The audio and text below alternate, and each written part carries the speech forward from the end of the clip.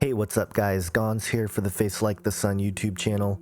I talked about the Peter Diamandis email, and I'm going to go through some of the other objects or items here that he discusses. This is the top 10 tech trends transforming humanity according to Peter Diamandis. And I went through number 1, which was we are hyper connecting the world, creating this global internet system. Number 2 is solar renewables cheaper than coal. And it says here we've just exceeded a historic inflection point. 2016 was the year solar and renewable energy became cheaper than coal. In December, the World Economic Forum reported that solar and wind energy is now the same price or cheaper than new fossil fuel capacity in more than 30 countries. Quote, as prices for solar and wind power continue their precipitous fall, 2/3 of all nations will reach the point known as grid parity within a few years, even without subsidies, they added. This is one of the most important developments in the history of humanity, and this year marked a number of major milestones for renewable energy. Here's 10 data points or stories that Peter Diamandis handpicked to hammer home the historic nature of this 2016 achievement. The first story, 25% of the world's power comes from renewables. REN21, a global renewable energy policy network, published a report showing that a quarter of the world's power now comes from renewable energy. International investments in renewable energy reached $286 billion last year, with solar accounting for over $160 billion, and it is accelerating. Now let me just jump in right there. Solar becoming cheaper than coal is an area that to me brings to mind a couple of promises that Donald Trump made. And if you look at the articles surrounding this topic, the mainstream media is just bashing Trump, saying that he's never going to be able to fulfill his promise to the coal industry. And based on the sentiments of this number 2 tech trend transforming mankind, according to Peter Diamandis here, renewable energy is steadily on the rise and coal is declining. And it gets worse here. In India, solar is now cheaper than coal. An amazing milestone indeed, and India is now on track to deploy over 100 gigawatts of solar power by 2022. So if you recall, India pulls cash. India has free internet for 1 billion people by the year 2018. And to power the whole thing, India is on track to deploy over 100 gigawatts of solar power by 2022. Interesting how India is kind of a testing ground, it seems like, for some of these systems. Third article, the UK is generating more energy from solar than coal. For the first time in history this year, the UK has produced an estimated 2,964 gigawatts of electricity from solar cells, 10% higher than the 6,342 gigawatts generated by coal. So there you have it, the UK even jumping on board here and creating energy more efficiently. The next story, coal plants being replaced by solar farms. The Nanticoke generating station in Ontario, once North America's largest coal plant, will be turned into a solar farm. And again, this is the infrastructure I keep talking about with the fourth industrial revolution. The source of energy is going to change. It's going to be more controlled on delivery and on consumption. Next story, coal will never recover. The coal industry, once the backbone of U.S. energy, is fading fast on account of renewables like solar and wind. Official and expert reports now state that it will never recover. Example, coal power generation in Texas is down from 39% in early 2015 to 24.8% in May 2016. So, man, that's tough. The coal industry is pretty much dying in the United States, mostly because of the entire energy grid moving to these renewable energies. And what a perfect opportunity to rebuild the infrastructure and create new filters and new systems to collect data on your energy use, again, able to control it. And this goes right back to the United Nations 2030 agenda. I keep bringing it back to this, but it's because it's all there.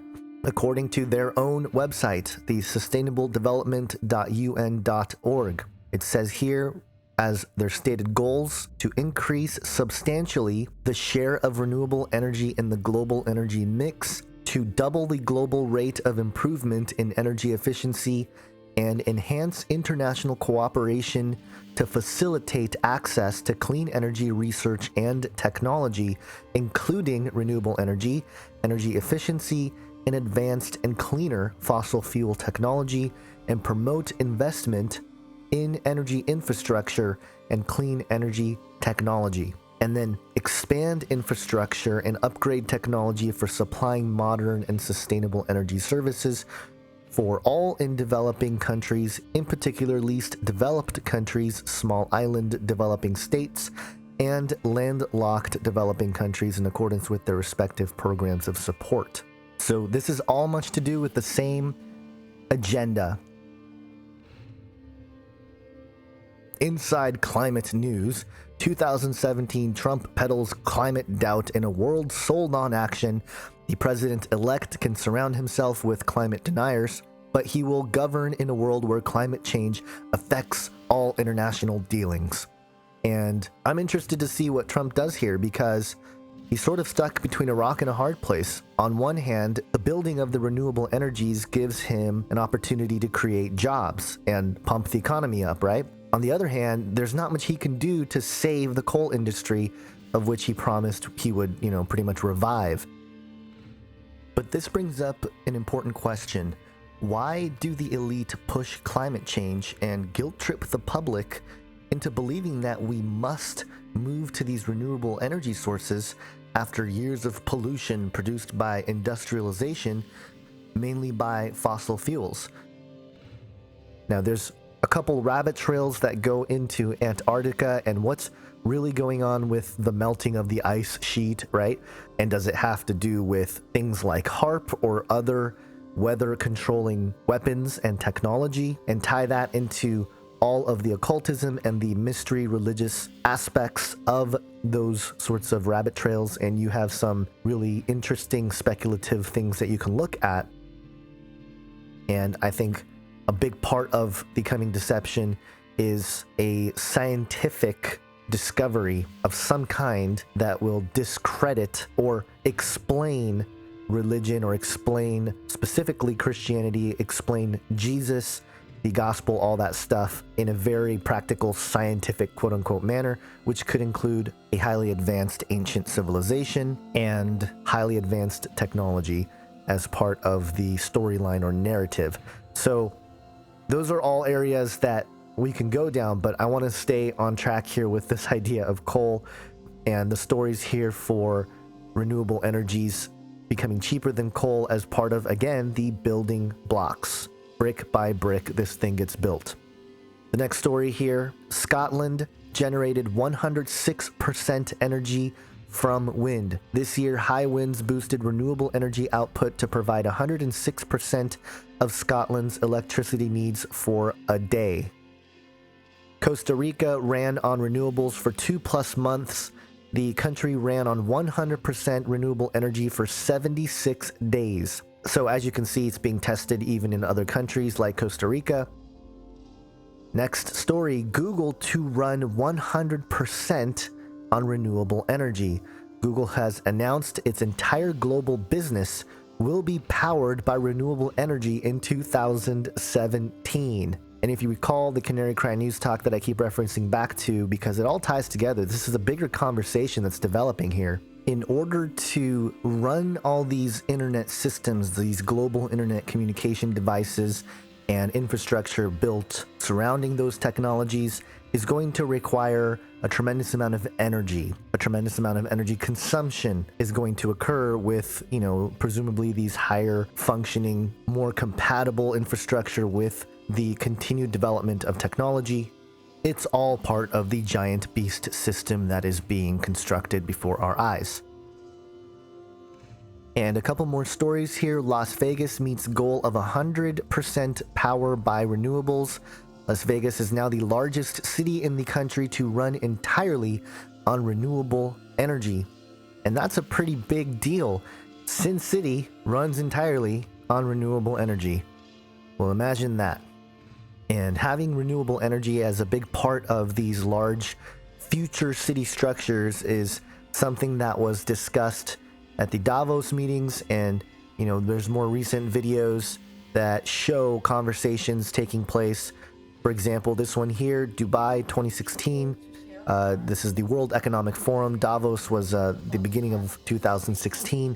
Issue briefing, building cities for the future. This gal here has some interesting thoughts. Check this out. And the interesting thing about technology is that it makes sharing easy and fun and not annoying. It used to be a little bit difficult to share. You would have to go in somewhere in the other end of town and get a key, and that's not what you want to do if you want to take your car. But if you can just use your neighbor's car because you have a smartphone and an app and you don't even need to know the neighbor to get into his car, or if you can find ways of carpooling, and this is what technology helps you do, it's much easier and much more fun to share, and you start then thinking completely different about transport and traffic. And I think it's very important that we do not just try to fix yesterday's paradigm, but think about how do we want a city to move. So based on technologies and devices that we have, we can just hop into our neighbor's car and take it, because the car doesn't belong to any person anymore. It belongs to the city. And this is the city of the future, renewable energy being a big part of controlling those transportation systems. And on one hand, yes, that would be more efficient. On the other hand, owning your own things is kind of non-existent or very limited, because everything is owned by the corporation that controls these mechanisms. So this is what they're shooting for. And the last story to support this second point made by Peter Diamandis, solar renewables cheaper than coal, Tesla's Gigafactory. Tesla's $5 billion structure in Nevada will produce 500,000 lithium-ion batteries annually in Tesla's Model 3 vehicle. It is now over 30% complete. The 10 million square foot structure is set to be done by 2020. Musk projected that a total of 100 gigafactories could provide enough storage capacity to run the entire planet on renewables. So he's building one out of 100 factories that could be built around the world to sustain the entire planet on renewable energy. Again, global grid system, a complete lockdown method, the internet a big part of it, renewable energy is a big part of it. And how could we deny renewable energies, right? All this coal burning has ruined our atmosphere and climate change and all this stuff, global warming, even though it's getting colder. But the narrative is that the ice caps are melting, so sea levels are going to rise. And again, it makes me really suspicious as to why they even push that narrative. And if there is any truth to it, is it just a narrative to cover up actual weather climate manipulation in hopes to uncover some ancient civilization, perhaps, a confirming of the lost city of Atlantis, things like that, and all the mysteries that surround those topics? Could that stuff become public information in the years to come? I don't know, but it certainly seems like that's where things are headed as the tides get rougher and rougher, marching towards what these elite are looking for in the technological singularity, what we are looking for in the return of Jesus Christ, which we know is close based on all of these things being built around the world, an entire global system. And you know what's interesting? I'll leave you with this thought. Jesus said in Matthew 24:14, "And this gospel of the kingdom will be proclaimed throughout the whole world as a testimony to all nations, and then the end will come," which describes the abomination of desolation and everything that he was talking about in Matthew 24, the Olivet Discourse. Learn it if you don't know it. It's the outline of what Jesus said will happen before his return. But I wonder if part of what we're going to see is the preaching of the gospel throughout the whole world as a testimony to all nations. This passage being fulfilled first once these big global infrastructures are built. And then, given certain discoveries or certain crazy things that happen, discrediting can happen. The Great Deception is ready for a full board manifestation of whatever it's going to be. Project Bluebeam, the quote-unquote aliens manifesting, a portal opening, whatever it may be, whatever it may look like. The scriptures also tells us that there is a time when the Antichrist and the beast system is completely set up and they go after the saints. They get beheaded. It is something that is not pleasant, but something that is prophesied to happen. So what conditions could lead to something like that? Well, again, perhaps a civilization, a society fully immersed in these developing technologies, shunning those who don't go along with the program, saying that they're holding back the progress of civilization. That sentiment is already out there. There are comments that suggest as much on several videos that I've posted here on YouTube. That's where I think this is ultimately headed. A remnant of people who are awake, who are trying to fight this, who are trying to stay independent as long as possible, because that's what we ought to do, and those who get completely swallowed into the system.